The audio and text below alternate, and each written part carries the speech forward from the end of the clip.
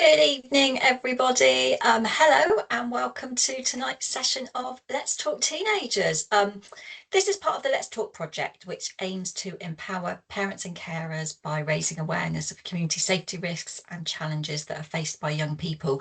And we've already reached nearly 100,000, I wish, 10,000 people. And our new Let's Talk website has been launched and we encourage you to share that far and wide. The details are in the chat bar for you now. It's full of really good information to help support you all. Thank you so much for giving up an hour and a half of your evening to come along tonight, and I'm sure that you're going to find tonight's content helpful. I'm Emma Stevens from the Safety and Resilience Consultancy, and with my colleague Chloe Pope, we're going to be facilitating tonight's session. Our Safety and Resilience Consultancy is a partnership that was set up to support you with the challenges of looking after your children and young people. So with all of us on the Teams platform, it can make the IT a little bit temperamental. So you'll see that your cameras and your mics are muted. This does also mean that unfortunately, Chloe and I cannot respond to any raised hands during tonight's session. But the chat bar is open, so please do put any comments or questions in. It's a great way to support each other. For example, if you've used a service or you've had some tools that have worked for you, please do share this information with each other. However, we all know that every family is different. So because something worked for you doesn't mean that it's going to work for everybody. And also we're very aware that sometimes services can be very stretched and you might not always have had the response and support that you were looking for. However, please do try and keep things positive. We want this chat to be a safe, caring space for you all to support each other with any signposting, any tips and strategies as much as you can. For us, sometimes it can be a little bit difficult to talk all night and give appropriate answers if there's a question in the chat that needs a little more thought rather than a quick public reply. If that's the case, please be assured we won't be ignoring your question and we will respond back to you. So please be respectful of each other, and for confidentiality reasons, please don't give the names or identifying features of your children or young people. The session tonight is going to be recorded, but your names and comments in the chat bar won't be visible to anybody watching the recording back. We have run these sessions previously and we've taken on board any feedback that's been given, and we've changed them slightly as well to keep up to date with our ever-changing world. So if you've attended before, there may be new things to hear tonight, or it might be that you've just come along as a reminder. If that's the case, it's great to have you back again. And one very last housekeeping comment, we really encourage you to share what you hear over the next few weeks with your young people, but a lot of the content you might need to think about before you share with them. So tonight isn't really suitable for your teenagers to listen to, so please sit somewhere where they can't hear you or pop some headphones in. Some of the content we will share tonight might be difficult for you to hear, although I have to say it's not as hard as last week's one. If you were with us last week, we talked about gangs, we talked about drugs, so it's a little bit lighter tonight.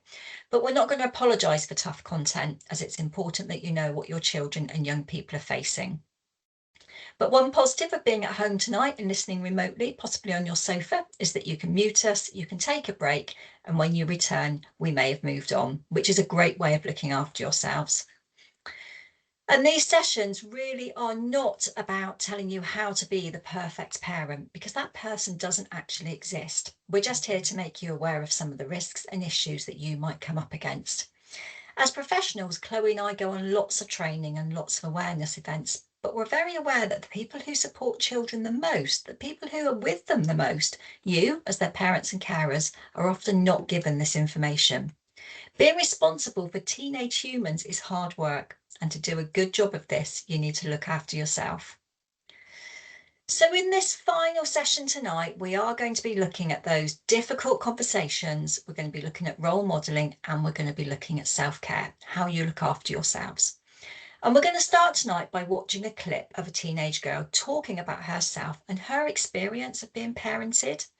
She is American and she speaks very quickly, but what she says is really insightful. And Chloe's going to pick up this conversation with you once the clip finishes.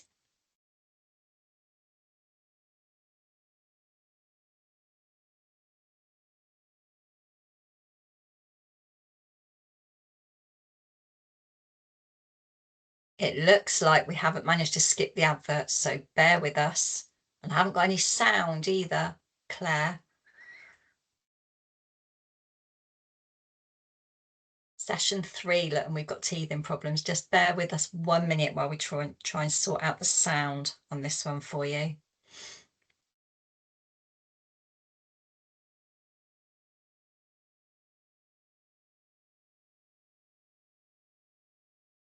Okay, bear with me just 2 minutes, please, people.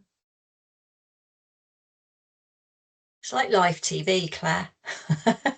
Never quite goes 100%. Just bear with us every 2 1 out minute. of 3 isn't bad, is it? We did okay with 2 Yeah, sessions. we managed it on the first 2. We'll just give Claire a minute, and then if we can't get it to play, we'll carry on and maybe come back to it. It's just reloading, so we should be able to avoid the adverts.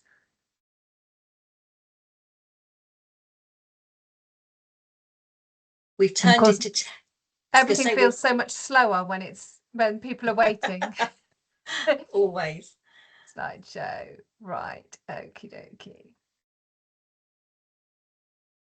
Yeah, we love technology, Joan. Tests us all at the best of times. It's still loading. No worries. It's like watching, what do they say about a watched kettle never boils? Yeah, Claire? Absolutely. Right. We should be there. Give me a second to share with the sound. Okay, hopefully you can see it now. Almost, yeah.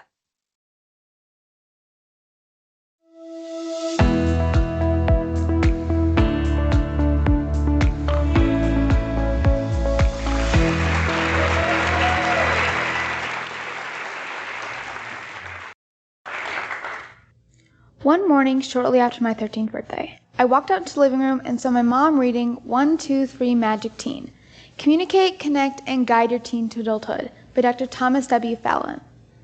My first thought was that she doesn't need to be reading this. She knows how to parent me. I'm not going to change.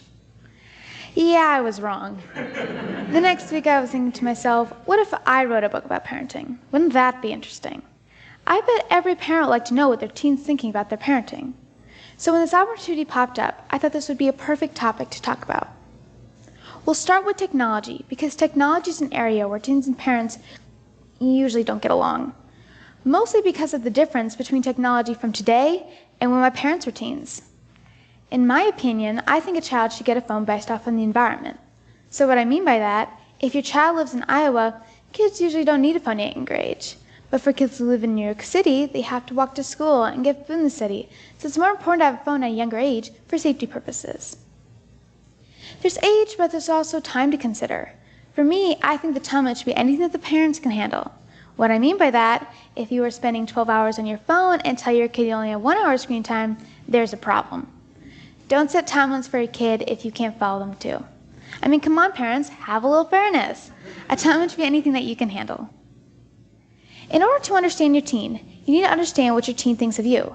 Some teens describe their parents as certain stereotypes.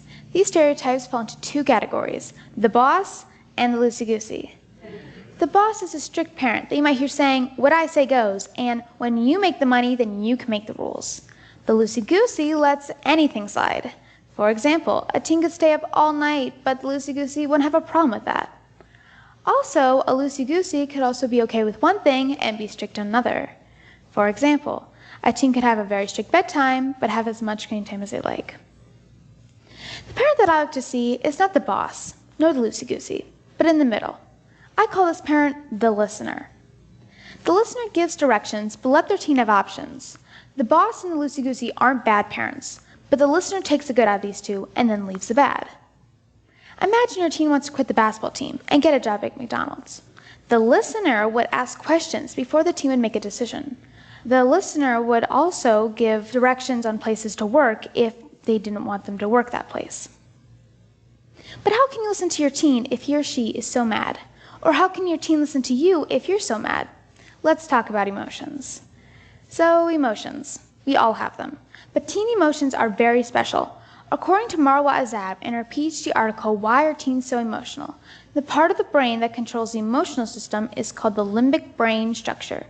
The limbic system is slower to develop than our logical system. It takes some time for a teen to connect her emotional system and her logical system. Basically, when I'm feeling sad or mad, the emotions feel very intense. When I'm feeling sad or mad, it feels like a wave has just crashed into me. I'm not thinking why I'm sad or mad, it's just there. One day after tennis practice, I was thinking to myself, I don't really want to join the team. It was a lot of work and it was every day, so I asked my mom about it in the car. She said that we're committed to the team. And all of a sudden, I started crying. I couldn't stop. That wave of emotions just hit me and I cried all the way home. And my mom was so calm about it. That made me even more mad. I was expecting my mom to get really mad at me, but when she didn't, that got me really mad. When I got home and calmed down, I was thinking about what just happened. I just had my first mood swing, and I didn't even know it. So what I learned about parenting from my first mood swing is that when your teen's experiencing a wave of emotions, the key for parenting is to stay calm. If you stay calm, your teen's wave of emotions will pass, and they will realize that they were being silly. But if you fight back, your teen actually has a reason to be mad. They won't think about how they just had a mood swing, they'll think about how you just yelled at them. So parents, if your teen's experiencing a mood swing, stay calm and realize it's not you, it's emotions. As a beginner teen, I'm starting to learn about emotions, understanding technology, and seeing different types of parents. I also understand since I'm the oldest, my parents are figuring this out too. And by the way, I love my parents, and this is not about how bad they are at parenting. This comes from a variety of places and my realization on, wow, it's really hard to parent a teen. We all experience like what it's to be a teen, but with a little bit of listening, we'll all get to the finish line. Thank you. Hi everyone, good evening. My name is Chloe. I just wanted to pick up from that video because we've heard a lot of really useful stuff there. I really want us to focus in on that idea about that real spectrum really of parenting, that loosey-goosey, the listener and the boss. So that loosey-goosey being that parent imposing very little boundaries. We learnt last week from Emma about how our teenagers are still learning and their brains are of course still growing. So they really need that boundaries and those guidance from us as they're still developing. And then on the other side, we've got the boss, and the boss being that really strict parent who is imposing potentially far too strict boundaries. These boundaries, on the other hand, could lead to our children resenting us or even totally disregarding those boundaries. So I think we can all agree that we're aiming for the middle, we're aiming to be the listener. So how can we be that listener that she describes there? So firstly, staying calm. So it might feel like there is absolutely never a good time to talk to your young person, but do try and start that conversation when you aren't feeling too emotional yourself so that you can really calmly explain your concerns. Conversations when you're busy doing something else but nothing too important can be really helpful so that your young person doesn't feel too embarrassed or too pressured. Also, remember that your young person is always learning via observation. So if you can role model to them that you can stay calm during a tricky conversation, the more likely that they will also stay calm during that kind of situation. Try and remain non-judgmental. And this is about absolutely anything that they might tell you. So an example might be that they tell you that their friend is pregnant, or maybe someone in their tutor group took drugs at the weekend. Wouldn't it be so easy at this point to go, oh my goodness, what must their parents think? However, do try and remember that by using this judgmental language about their peers might make them that bit less likely to come to you in the future if a similar situation happened to them. They might already think that that judgment's going to hit them from you. So if they do want to talk to you about things, make sure that you do listen to them. Even if what your young person has to say makes you feel really uncomfortable or even disappointed, it's important that they know that they can say it to you. And we know that reacting negatively is likely to make them cautious about being honest with you. So take them seriously and help them feel that they can disclose things if they need to. Then we have nurture. We all need to feel that we're loved and looked after to some extent. It really is human nature, and it's what helps our young people to thrive. So try and lessen that pressure when you do speak to them. Make them a nice hot chocolate or grab them a nice lolly out of the freezer when they do want to speak to you about something. Like Emma spoke to us about last week, if they are experiencing stress or they are going through a tricky period, something as simple as opening their window for them really can make all the difference. And if you're working or busy and you feel like those passing ships in the night, do try and leave a little note on their bed for when they get home to let them know that you love them, or a chocolate bar or something like a face mask. And then thinking about reassuring them. So, above all else, let them know that you are there to talk to them if they have any worries, questions, or concerns. Explain that, of course, although initially you might be angry or you might be scared by what they tell you, you will look at a plan together and you won't just leap ahead into action without their input. We know that when trust is broken or even repeatedly broken, then closer monitoring or restriction of freedom is sometimes the only way that you have as a parent to show that you care enough to hang on in there until some learning has taken place.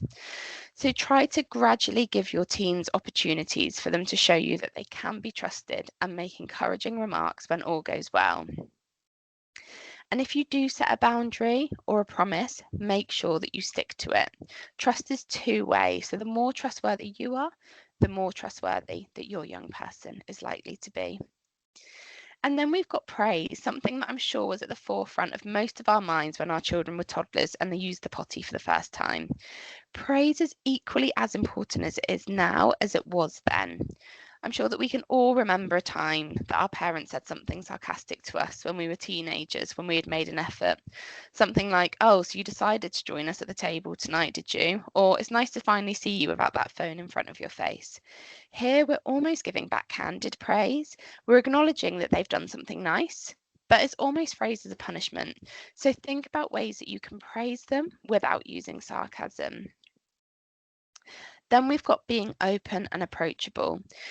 Young people want to feel that they're being listened to, not being told. So going in hard and laying down the law is unlikely to ever lead to an honest response. You're much more likely to get through to them if you really try and start that open dialogue. And then we have respect. So try and start from a position where you understand and you can show them that you have understood. You might not agree with them, but listening shows your respect for their point of view. And try to encourage and invite that discussion without sounding as though you're laying down yet another rule. Try to use sentences that begin with things like, "Have you thought about?" or "I wonder if," or "Would it be a good idea if we?" Showing your young person how to negotiate, present their point of view respectfully, and come to an agreement together is a vital life skill. Don't miss the opportunity to teach them how to do this at home. Look at compromises so that you can both come away from a conversation feeling listened to and feeling respected. And try and be aware of the language that you use. Try and find appropriate words for how you're feeling. Are you frustrated? Are you annoyed, stressed, unhappy, irritated, wound up, let down? It can be much easier to explain how you feel if you can use the right words, and also think of that fantastic role modeling for your young person as well. And then we've got ongoing conversations. So we spoke about a bit about this last week, but it really is a myth that we need to have one big talk or the big chat or big conversation with our young people when it comes to difficult conversations. Helping them to feel that their thoughts and their actions are not a taboo subject, that they can bring them up without it feeling like a big deal, can be a great comfort to them. It also helps them feel that they have someone to turn to if they do get stuck. So this doesn't mean awkwardly shoehorning a topic into a conversation, but simply checking in from time to time and letting them know that they don't need to be embarrassed if they do want to talk.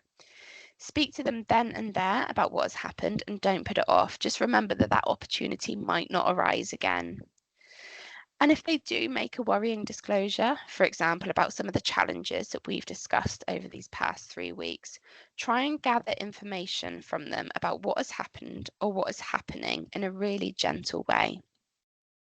Remind them that you're here to listen to them and to support them. Of course, there is every chance that they'll find this conversation awkward or unpleasant, as might you. But knowing that you're there to help them if they do need it can be a real big comfort. Besides, any information or advice that you're able to give really can make all the difference when it comes to them making good decisions in the future. And try not to take things too personally. It might not be you that they're angry with at all. Over to Emma. Thanks, Chloe. I just want to jump in a little bit and carry on about these conversation starters. So it might be helpful, it might help you to start a conversation while you're walking outside or doing an activity, because it can make you both feel a bit more relaxed and a bit less like that one big chat that we're trying to avoid. It can also help both of you to be in a neutral space, for example, not in their bedrooms. But you are the leading expert when it comes to your child. So you can usually tell when they're not in the mood to talk or they're not responding to your attempts. So pick your moments here. You will both say things that you're going to regret when you're angry or scared or upset. Just always reassure them that if they don't want to talk now, they can talk to you at any time. And as this slide on your screen shows, the car can be a great place to talk, or it could be when you're cooking, just when you haven't necessarily got that eye contact that you get from sitting across a table or a desk with somebody. Sometimes you can start by talking about somebody else. For example, oh, I hear your friend Tanya was in trouble again at the weekend. What do you think her parents could do to help, or what would you do? And you can also follow up these conversations with encouragers, things like, I'm here for you, and I get if you don't want to talk, but if you want to talk to someone else, that's fine. Or even just, I love you. Nothing can change that. And even if I don't understand, I'm trying to. Your teenager and young person just needs to know that you are there for them when they are ready to start talking. We just got a very short clip now from Young Minds that will confirm this bit of advice.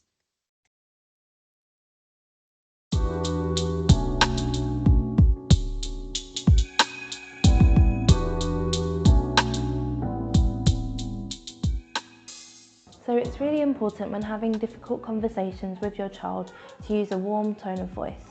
It's often easy to sound quite false or patronising, so it's important to make sure that the warm tone of voice is authentic, and also pick the right time to speak with your child, a time when they're going to be calm and more receptive to feedback.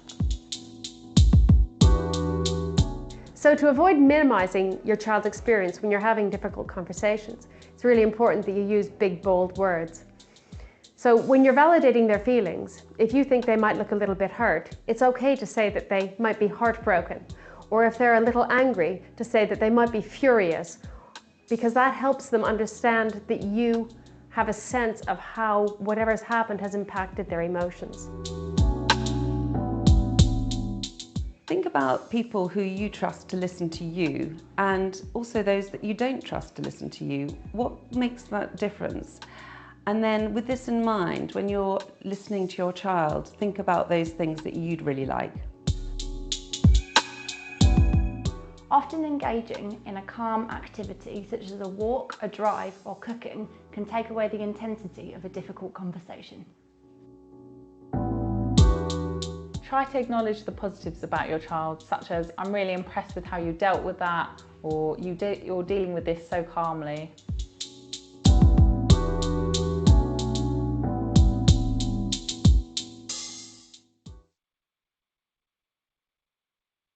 So, what happens when all of this goes wrong? What happens when we make a plan? We have all of these really lovely, open conversations with our teenagers, and yet there is still a really big incident. I guess, firstly, it's important to recognise that none of us are perfect. I'm sure that we've all made mistakes, especially when we were teenagers. So the first thing to remember is to try and never say anything along the lines of, I told you so, or I knew this was going to happen. So then how do we actually recover from that big incident? Firstly, I want to acknowledge that it's okay if you find out information or your teenager discloses something really worrying to you and you are feeling very angry or worried. It's okay to say that to them as well. It's okay to say, that's made me feel quite worried. So can you give me some time to think about it and we'll chat about it again later. However, if you do feel able to respond to them in a calm way at the time, it's always better to have those conversations when your teenager brings them up. But whenever you do have that conversation, please make sure that you're in a relatively calm state of mind. It might be best to try and have the conversation with your teenager when they don't directly have to look at you. So think about things like when you're cooking dinner or driving or going for a walk, something like that. So firstly, we'd recommend that you determine all of the facts about what has happened in a non-judgmental way. So thinking here, purely asking open-ended questions to gather those details. And at this stage, determine whether you actually need to do anything practical as their parent. For example, does the incident need to be reported to the police? Do they need to seek medical attention? If this is the case, try and broach this with them in a very sensitive way, remembering that they're likely to be feeling really scared and out of control themselves. And once you've done everything that you feel like you need to do as a parent to keep them safe, this is the chance to have that open conversation with them. That conversation should be focused on determining what went wrong and what they could do differently next time. It's important to try and get your teenager to say this rather than you tell them what they did wrong or tell them what they could do differently next time. This will then result in them feeling more comfortable to come to you again in the future to have difficult conversations and to elicit change themselves, as they won't be feeling like they're being told what to do by their parent. And remember, if your child has been in an unsafe and risky situation, think about how they're likely to be feeling now. Try and bear this in mind at home and try and make home as warm and loving as possible, bringing your child back into the sunshine and not dwelling on the past. We all know how we feel when our mistakes are brought up again and again and again. It's just annoying and does not do anything positive for us. And this is absolutely the same for our children. It's really important to move on as soon as it's safe and appropriate to do so. Over to Emma. Thank you. We want you all to remember that actually we were all teenagers once upon a time, and you and your teenager may forget this. The childhood and teenage years that you experienced are going to have an impact on how you are as a parent. Maybe you had a fabulous childhood and you want to replicate that with your own family. Or maybe you didn't have such a great upbringing and you want your children's lives to be totally different. Generally, each generation wants to be better than the last. You want better for your children than you had for you. But we've all heard the expression, haven't we? He's just like his father was, or the apple doesn't fall far from the tree. And these throwaway sentences can have a huge impact on your young people if they're used in a negative way. So just be really careful how you use them. I think especially if you are living and parenting as a single parent and your relationship with the other parent isn't great, it can be really easy to run them down in front of your child. And the next breath you say how similar they are. So Chloe and I have worked with a lot of families who've experienced domestic abuse, and it can be really difficult for the children if they hear themselves being likened or they're told that they're like the perpetrator of the abuse. So try and avoid saying things like, oh, you're just like your mum or you're just like your dad, unless it's in a really positive vein.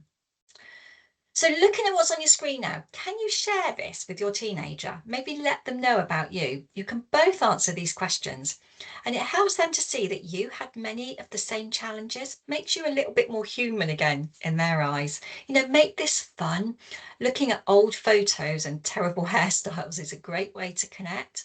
Maybe listen to your favourite band from that time, but be prepared to listen to their favourite band too. The idea of this exercise is to get to know your young person, what they're really like. You think you know, but you might be surprised, and let them get to know you and to appreciate your life.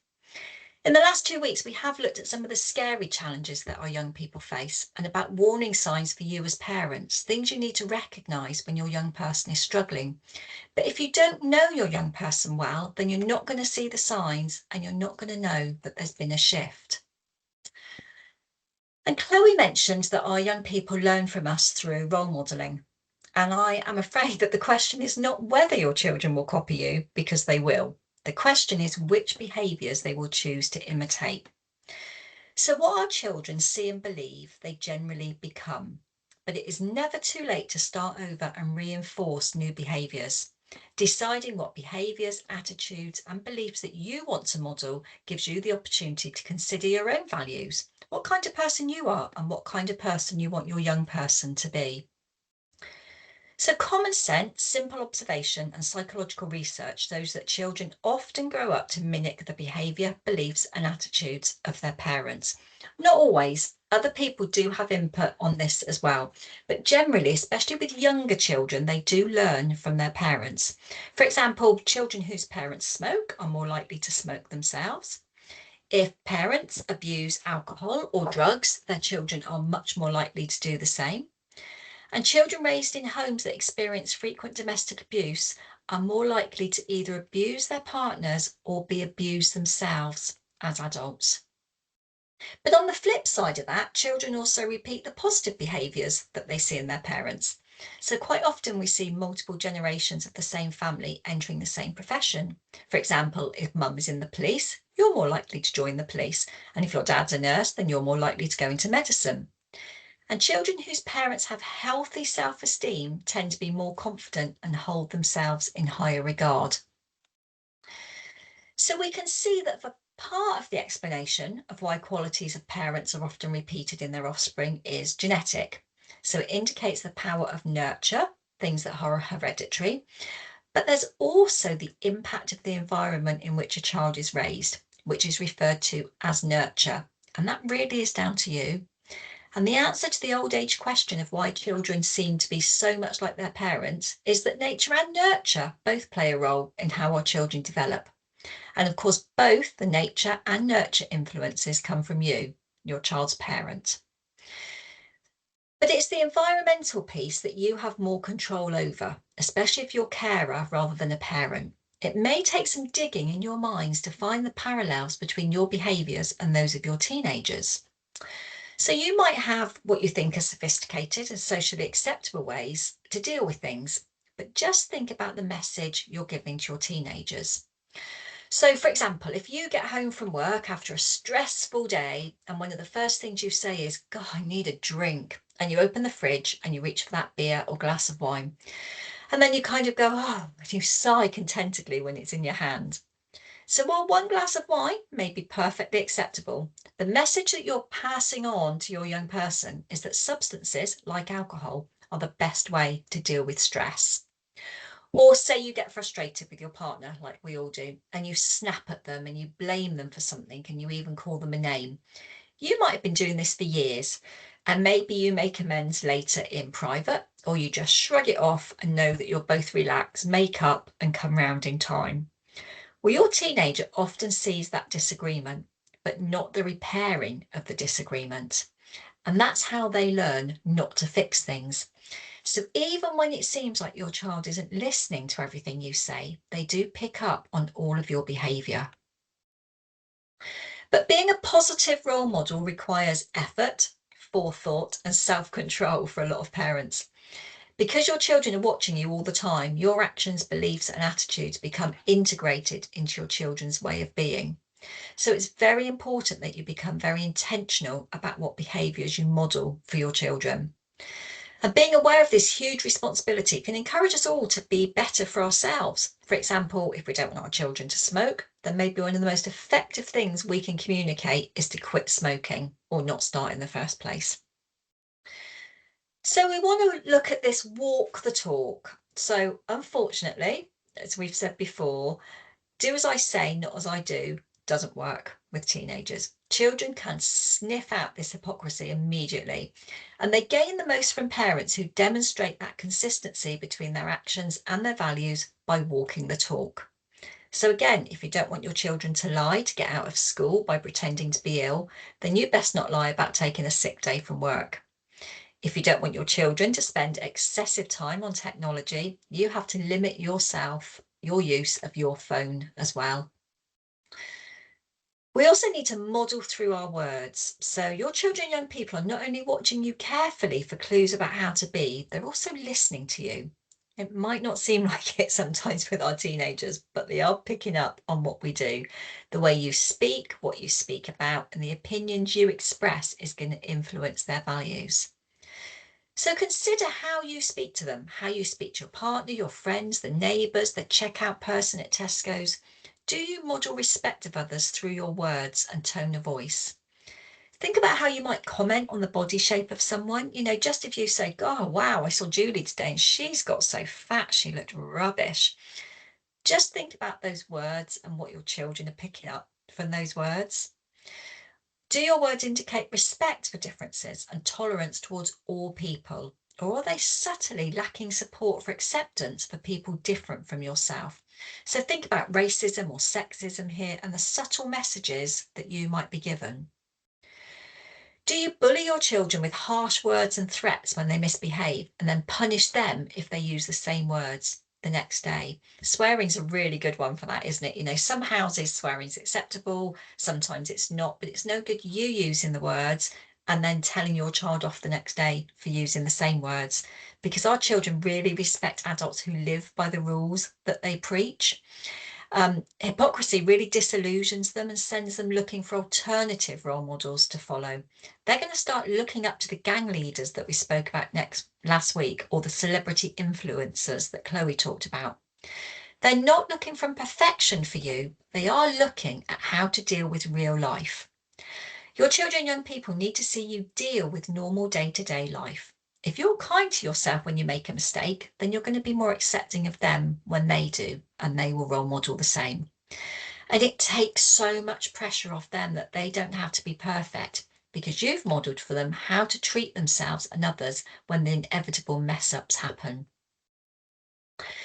Try and include your young person in decision making when you can. Have discussions about what is the best thing to do in these situations. As we said, you are learning on the job being a parent and carer. You haven't had to do this before, and most teenagers will respect the fact that you're including them.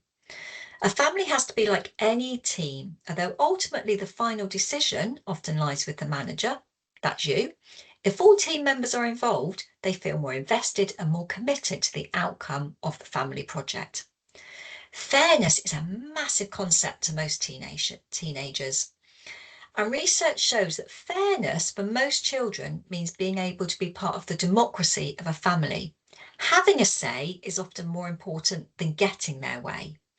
So when you get the chance to have a weekly family dinner, asking for your teenager's opinion on plans for the meal, plans to lay the table, can make them feel really valued.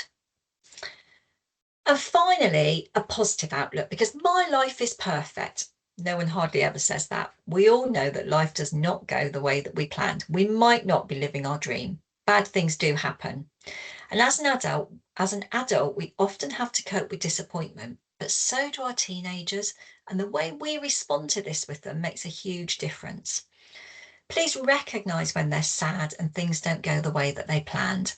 Listen, empathise and console them, but then move on. Try and find the positive. Gratitude is a simple, basic way of doing this. Sometimes it sounds really twee and silly, but give it a try. For example, as you all rush out of the door in the morning and try and get everybody out on time, picking up things, getting out the house, try and find something for everyone to be grateful for, such as, "Oh, so grateful it's not raining today," or "I'm grateful that it's a roast for dinner tonight," or "I'm grateful that I've got a warm coat." It's the little things that remember life is not all bad. And finally, you have to follow through on any boundaries that you set for your children, but make them realistic. Saying you're grounded for life is not realistic and will not make them trust you again. Chloe. Thanks, Emma. So I'm going to move us on to mental health now. So mental health is a huge subject, and we could, of course, spend all of tonight's session speaking about it. It is a theme that we've tried to weave throughout all of our sessions, but I wanted to dedicate some time to thinking about it separately now. So as Emma discussed at the beginning of tonight's session, Emma and I are not mental health practitioners, and so we've taken advice from organisations such as the Samaritans and Young Minds for this section. So there is a very wide range of mental health difficulties that young people may face and why they may face them. On top of this, there are also varying levels of severity of mental health. So I wanted to start by saying that if you believe that your child may be struggling with a severe mental health difficulty, please do take them to the GP as soon as possible. If this feels intimidating for your child, which it may do for several reasons, try to explore other avenues of support. For example, would they be happy to speak to school or college about how they're feeling, or maybe a voluntary mental health service? So let's start by looking at some statistics. We know that 1 in 8 young people have at least one diagnosable mental health disorder, and it is believed that around 75% of all mental health problems are established by the age of 18. And when we're talking about mental health, we're talking about anything from low mood to anxiety, eating disorders, personality disorders, self-harm related behaviours, and the list can go on and on. Each mental health problem will come with their own set of signs and symptoms, but the biggest one to look out for you as parents, which is likely to occur in most mental health conditions, is a change in behaviour. So, for example, is your child going out less? Are they seeing their friends less? Are they staying in bed longer? Some physical signs that you can look out for could include things like marks on their body, extreme weight loss or extreme weight gain, taking less pride in their appearance, maybe showering less, for example. I think it's really important to acknowledge that because we see our young people every single day, it can be quite difficult to pick up on these signs because they can often be gradual, or there could be other reasons that could explain their behaviour. There could be other reasons they're not seeing their friends. They might have an exam coming up, for example. They might need to spend more time in revising, or they might be spending more time in bed simply because they're a teenager. But remember that as their parent, you know them better than anyone else, and the main message is to always trust your gut. We've spoke about safety planning a lot, and mental health is another area that would benefit from a safety plan. So firstly, if your young person discloses that they are thinking about or have a plan to end their own life, always take this seriously. Never downplay this by saying something like, "Oh, you wouldn't do that, would you?" or "Don't be silly." We know that phrases like this can make it less likely for your young person to speak to you about this again, and it could actually heighten their risk. So speak to them about it and always call 999 in an emergency. And have a think about objects around your house that could heighten their risk and that could be a risk to their physical or emotional safety. Are they having thoughts of or acting on thoughts of self-harm? If they are, think about how easily accessible things like razors or knives are to them. If they're struggling with their body image, or you have concerns about their eating habits, think about removing scales from the house, or maybe even removing some mirrors, or putting positive messages on mirrors. If they're having thoughts about taking an overdose, if you don't already, consider putting a lock on your medicine cabinet. To buy medication in the UK, you have to be 16 or over, and to buy knives and razors, you've got to be 18 in the UK. So this is something as parents that you can use to your advantage. Now, there are many theories about mental health, lots of theories about how mental health difficulties arise and what we can do to help them. And mental health has been extensively researched. But I just want to talk to you about this simple model as potentially it could be a starting point to open up conversations about mental health with your young person. So this model is called the hot cross bun model, and it shows how our thoughts, our behaviour, our emotions, and our physical bodily sensations are all connected. So an example of this could be a teenager who experiences anxiety. That teenager might not receive any messages from their friends after school one day. So this would be the trigger at the top of the model. This could then result in them thinking something like, "No one likes me," or "I'm clearly not very fun to be around." Over time, if they continue to have similar thoughts like this could result in them not going out to parties, for example, that they're invited to, or not wanting to leave the house. They could experience bodily sensations like feeling sick if they needed to leave the house, or having shaky legs when they're around other people. And the emotions they're likely to experience are sadness, low mood, worry, anxiety, and loneliness. So that's just one example, but hopefully that illustrates to you how thoughts, behaviour, bodily sensations, and emotions are all so closely linked. Now, we have very little control over the emotions that our young person feels. I wish we could control them. We also have very little control over their bodily sensations or their behaviour, but to some extent, we can help to shape their thoughts. So by doing this, try and really pick up on conversations with your young person when they mention what they're thinking. So if they do say something like, Carly gave me a funny look today, I don't think that she likes me anymore. You could say something like, well, does that necessarily mean that she doesn't like you anymore? Or might she have some stuff going on herself? Try and challenge any negative thoughts or opinions that they have and really help them to try and reframe them. I'm not suggesting that this is a magic wand, but helping them to modify their thoughts will have some impact on their feelings, their physical sensations in their body, and their behaviour. We have spoken about conversations between you and your young person throughout all 3 of these weeks. But as parents, we don't have a magic wand, and communication is what can really transform our young people's lives.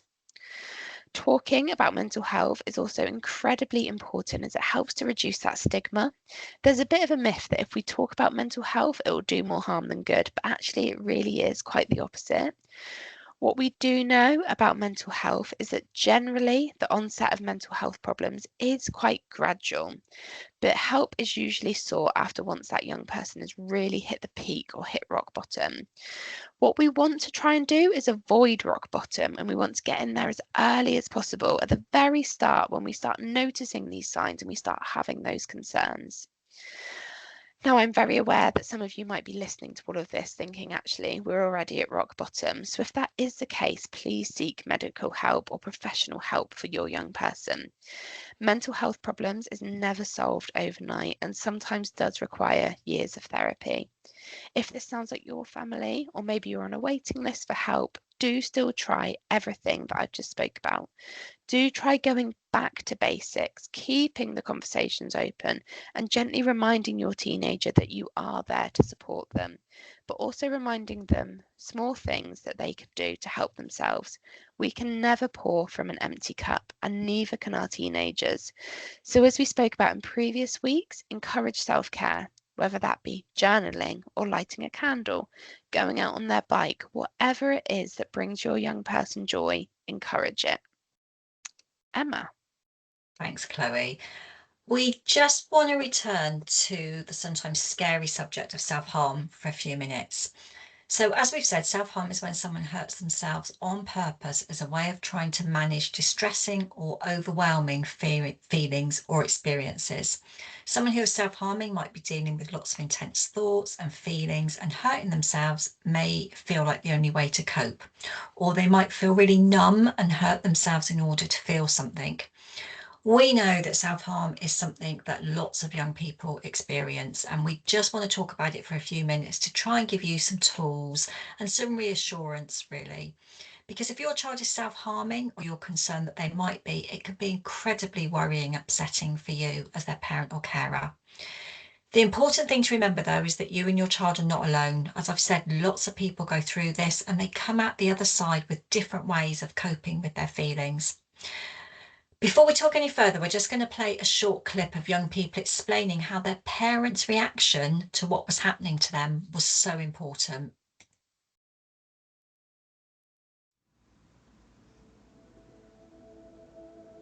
It was shock, it was devastation.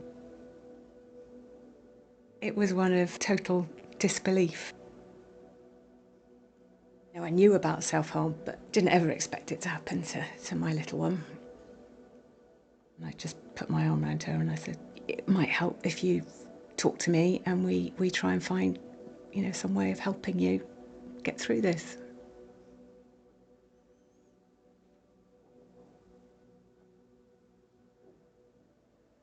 My mum felt it was her fault. She was blaming herself for it, so it kind of made me feel bad because I know it's not her.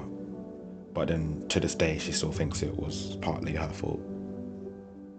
I don't want to put everything on them. I don't want to be watched constantly.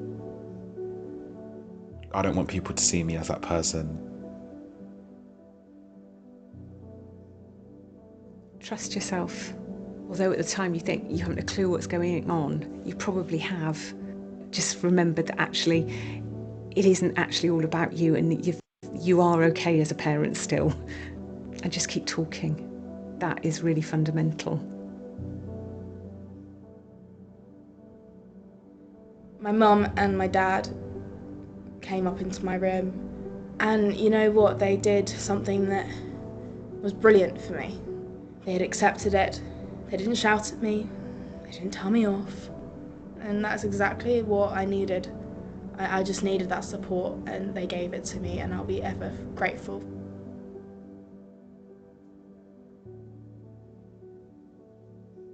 I think it's really important to have the trust, because if they don't trust you, then they're not going to be open with you. Everything's going to be secret. And then when you know the problems, you get the professional help.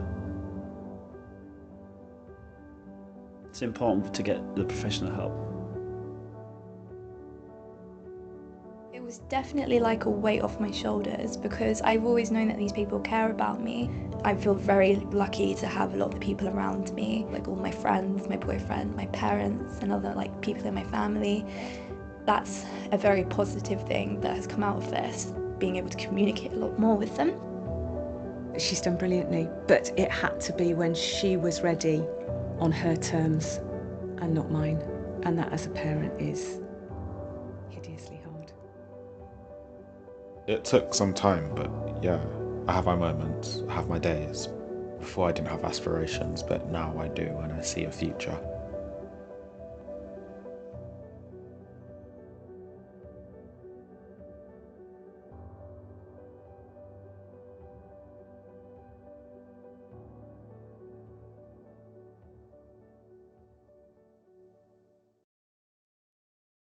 I love that clip.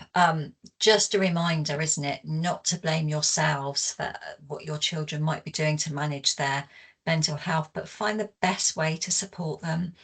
And over the long term, becoming more aware of how they feel when they self-harm, what's making them feel this way, and what kind of things will empower and help them to feel more in control. And this will hopefully reduce the sense of being overwhelmed and the feeling that they need to self-harm. So we want to try and give you some practical help here, because when the urge to self-harm does build, having a list of things they can do straight away can help. Young people often talk about riding the wave, or until that feeling or urge goes away. Remember that different things will work for different people, and what helps will usually depend on the feelings that your child is trying to manage. For example, some young people want to do something soothing, like wrapping themselves up in a comfy space, while others might want to do something very active to burn off the energy in their body. But there are some common things that you could try. You could try writing down how they're feeling in a journal. So suggest to them that journaling is a great tool for expressing how they feel. There's some really lovely ones on the market, and they make a great gift for birthdays or celebrations. Or writing down these difficult feelings on pieces of paper and then ripping them up. Counsellors quite often suggest writing letters to people to say what you really want to say to them, but then burn them and get rid of them, not ever sending them. Some young people find hitting something, so please don't suggest they hit walls, but hitting a soft cushion, a pillow, or a bean bag, and that physical exercise such as running or martial arts can really help. Sometimes listening to loud music helps, just drowning out the world for a little bit, popping their headphones on for a while. Having a shower, either hot or cold, depending on your young person. Going for a walk outside, or taking the dog for a walk, feeling the sun or wind on your body and looking up at the sky. We all know, don't we, how many times do you hear people say, oh, a bit of sunshine makes us all feel a bit better, and it really does. Get your young person sometimes to focus on their breathing, how it feels in their body to breathe in and breathe out. Focus on their lungs working. Wrapping up in a blanket or a duvet, those fresh sheets and a fluffy blanket. We've talked before, haven't we, about how soothing that freshly made bed can be. Having a list of people that they can talk to, whether that's a friend, a family member, or it could be calling a helpline and a professional, but having that list to hand when they feel these feelings. Tidying or organising something can help, or doing a hobby that they enjoy can help you feel calm. Things like painting, drawing, colouring in, even Play-Doh, modelling clay or Lego can help. Some young people find that an ice cube or a cold drink or an ice lolly on their skin or eating it can really help. So try and keep things like that in the freezer. Hairband pinging, putting a hair bobble around your wrist and pinging it can often be a distraction technique. And thinking about delay tactics, get them to eat dinner, to get them to cook with you, play a video game, watch TV, keep them busy as much as you can. There are some great apps now available on people's phones, things like Calm Harm. We'll put it in the chat for you in a minute. Things that are always available to them on their phone. And there are lots and lots of different techniques that they can try, but having a list to hand can really help. I'll copy that list as well and put that in the chat for you. So if your child tells you that they're struggling, whether they're anxious about exams or friendships or just feeling overwhelmed with life and can't put it into words, it's really important to make sure that they feel seen and heard. If you're worried about something that's come up in a conversation, be honest and clear about how you see things and how you don't have a magic wand and all the answers, but you really do want to support them.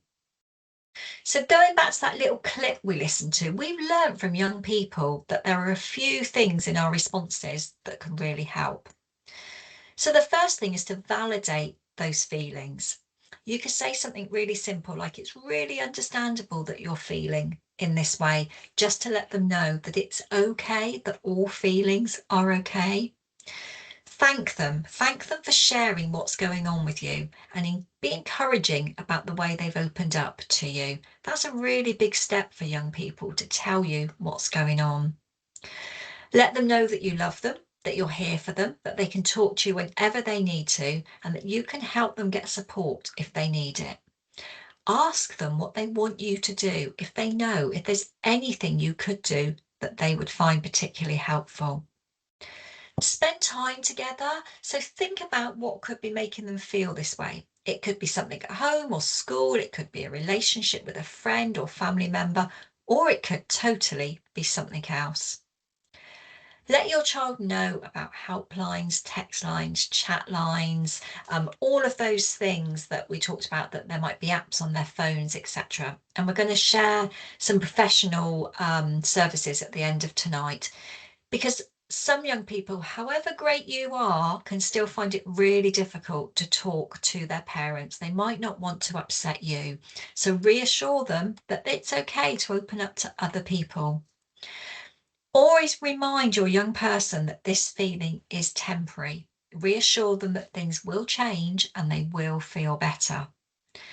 And avoid conversations at the height of distress. It's really important to be there for them, but it can be more helpful to talk about the causes when things are a bit calmer.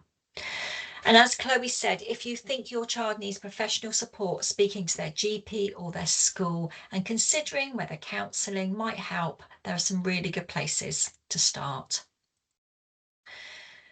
And then when things are hard, we sometimes need to go back to basics. And I just want to talk you through a well-known grounding technique. It can help when things are particularly difficult, just before or just after a tough conversation. And it can really help you and your teenager to focus on that bigger picture.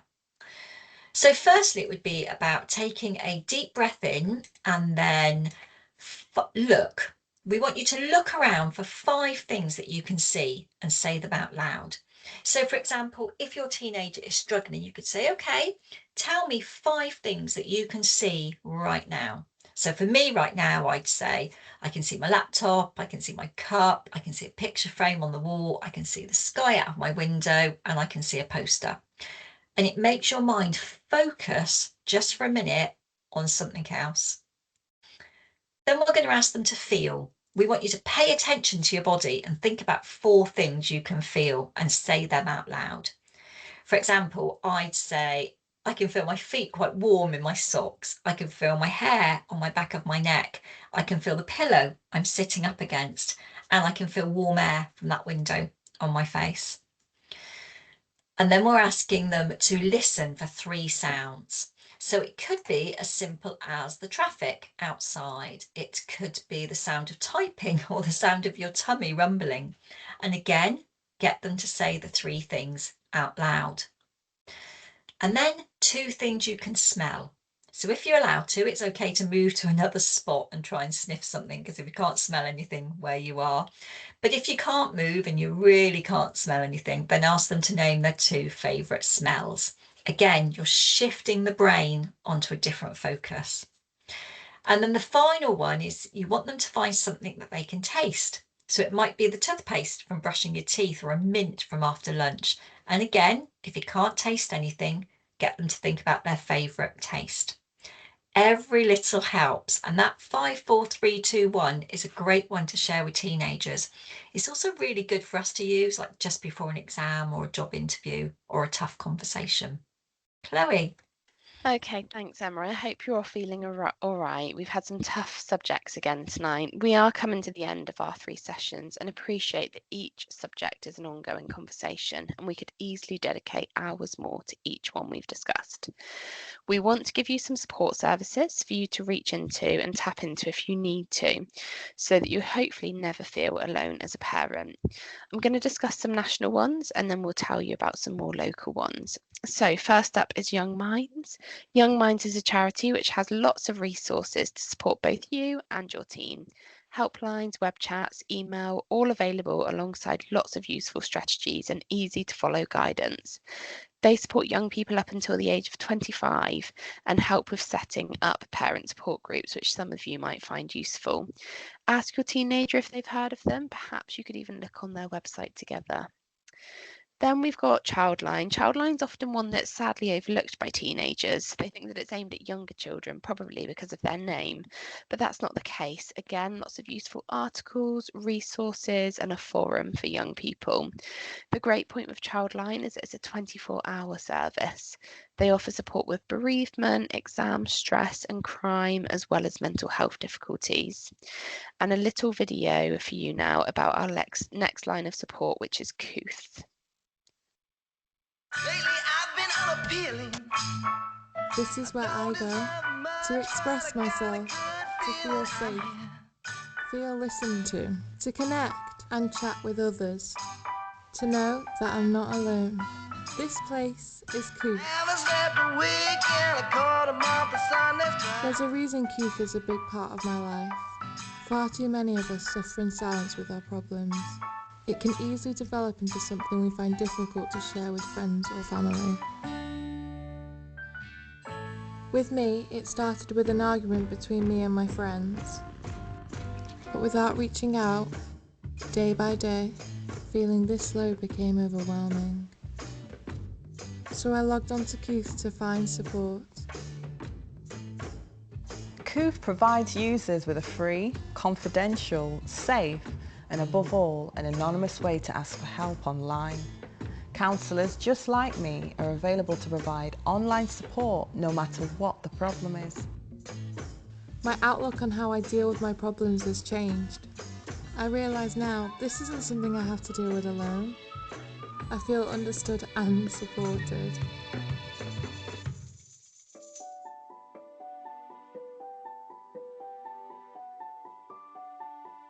As a shy person, I found it hard to make friends with people that I can share my emotions with. I used to have a close group of friends, but they became distant. Their bullying made me anxious and lonely. I didn't know where or who to turn to for support. Cooth offered me a safe, non-judgmental place to talk, and I don't think I could have talked to a counsellor face to face.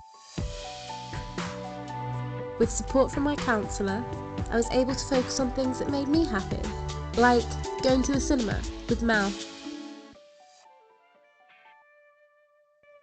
it was to be a year like the last, where I drift further away from my past, creating a life without much happiness.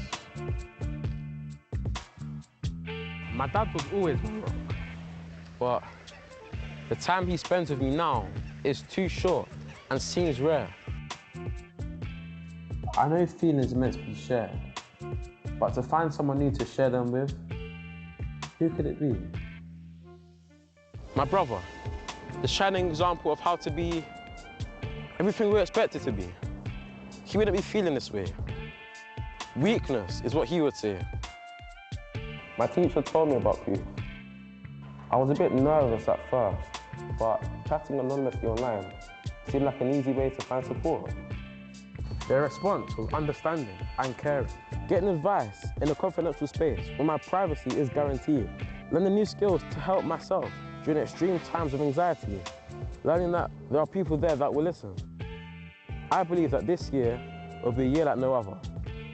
I connected with grief and found a way to happier me. If you or a friend are in need of a path to a happier place, or know someone who is a little lost, counsellors are available to chat until 10 p.m. every night, 365 days a year. Kooth is free and super simple to use. So if you're upset, angry, confused, log on to Kooth. And you'll quickly feel like you're a part of this amazing community.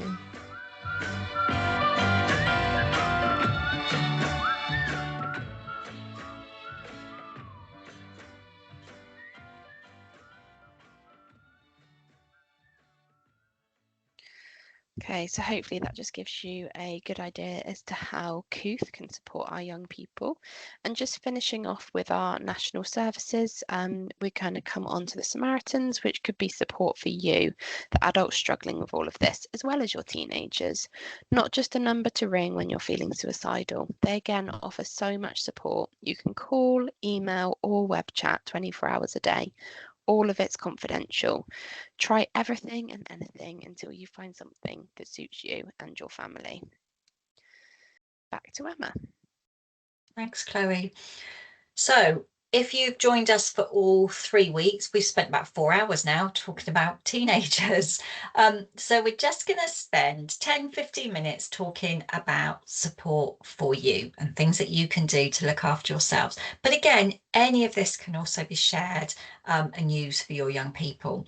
So we're going to talk about self-care and looking after yourselves. So the only way you can be a good parent is if you look after yourself. So many people treat self-care as this kind of self-indulgence, images of eating a flake in a bubble bath or taking walks on the beach. These are the sort of images that might float through your head. But not only is this inaccurate, but such assumptions can turn selfless or practical people away from practicing the self-care that could improve their physical and mental, emotional well-being. So the difference between self-indulgence and self-care is the outcome. So self-care habits help us to stay healthy and at the top of our game. Self-indulgent habits like binge watching TV or avoiding important responsibilities tend to be short-term fixes rather than real solutions to our health needs. Self-care also tends to feel good over time, whereas self-indulgence is fun at first, but that can eat away at our health. However, a lack of self-care really can create a downward spiral in us. You are likely to feel stressed out and overwhelmed when you're not caring for yourself, which then makes it tougher to be a patient parent. And in turn, if you feel guilty and overwhelmed, self-care is going to be the very last thing on your mind. So self-care tends to fall under 6 main categories. We've got physical, psychological, emotional, spiritual, social, and professional. So we all have the same 24 hours in a day, which is 168 hours in a week. Take out 8 hours of blissful sleep a night and we're left with 112 hours in a week. So try and find an hour a week for you, or if that's too hard, start with 15 minutes a week. We could give you a long list of things that you could do in your 60 minutes a week, but actually, would this help, or would you feel under more pressure to fit something else into your day? So think about the really basic things of self-care that you might not have considered. Things like brushing your teeth for an extra minute, eating really healthy, balanced meals, going out in the sun and getting some exercise, or even taking your regular medication for an illness. All of these things can fall under one of the categories we talked about and help you maintain a healthy lifestyle. These and other self-care activities can also help you feel your best so that you can accomplish everything you need to do. People often say, put yourself on your to-do list. But I think the best way to do self-care is to think of yourself as if you were the parent, because you're always thinking about what your kids need. Are they eating well? Have they gone outside today?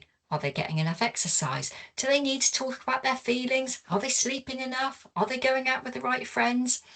And we usually recognise the factors that can cause our teenagers to go into a meltdown.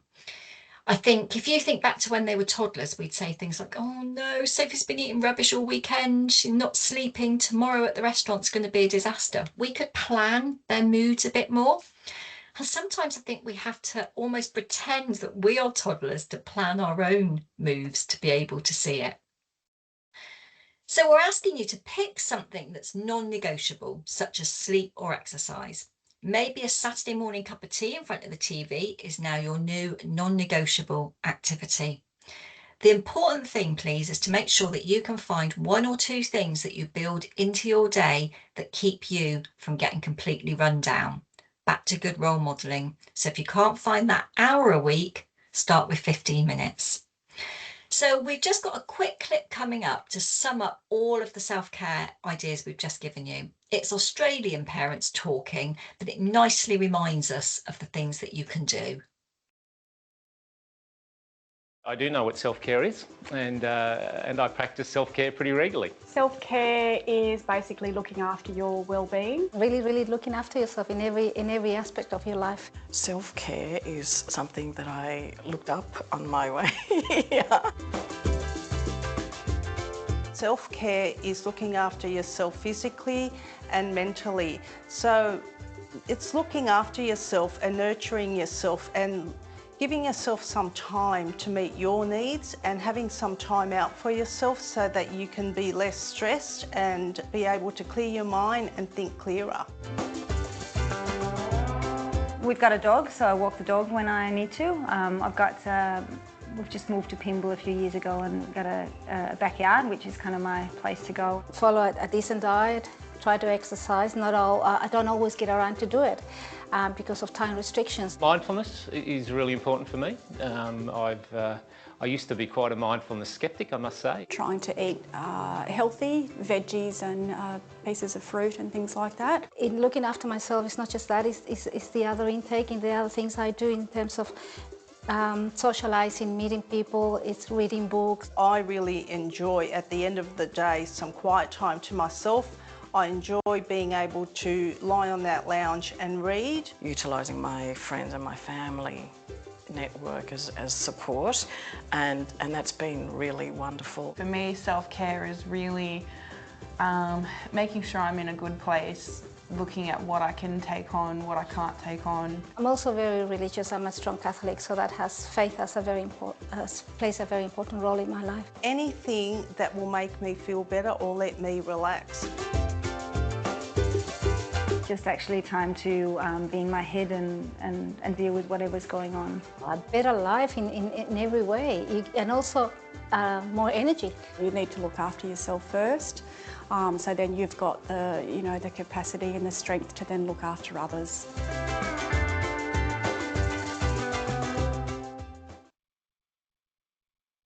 So just some really good reminders there that you really have to look after yourselves. We keep saying, don't we, looking after teenagers is really hard work, so you've got to be on your game.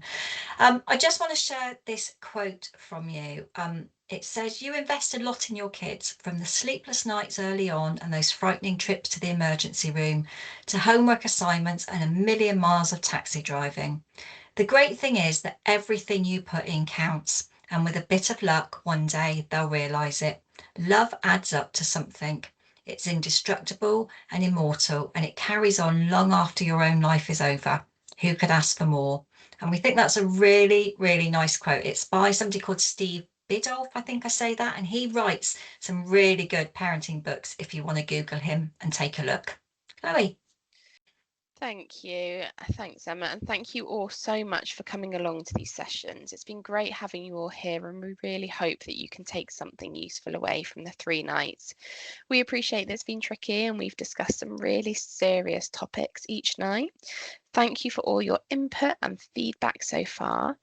Do keep an eye on our socials, as we will use this to share resources and let you know of any further sessions. So go and make yourself a nice cup of tea and unwind a little bit before you go to bed. Give your teenager one of the extra long hugs, or just pop your head around their bedroom door to say goodnight. Try and share with them some of the things that you've heard about tonight or last week or the week before, and help open up some of those awkward and embarrassing conversations.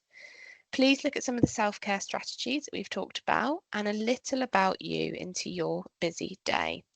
Remember that there is no such thing as a perfect parent. We're all trying to do the best that we can, and we don't always get it right. But it is the biggest and most important job we'll ever have. We've got this. Please take a look at the Let's Talk Safer Families website. The link is on your screen now. And also would love your feedback, please, if you're able to take just a few minutes to scan the QR code before you go. So on behalf of Emma and myself, would like to thank you all so much for attending, and we hope to see you again at future sessions. And just a note on that, we're hoping to run some sessions in the autumn and winter time, focusing on primary age children and pre-teen age children. So we hope to see you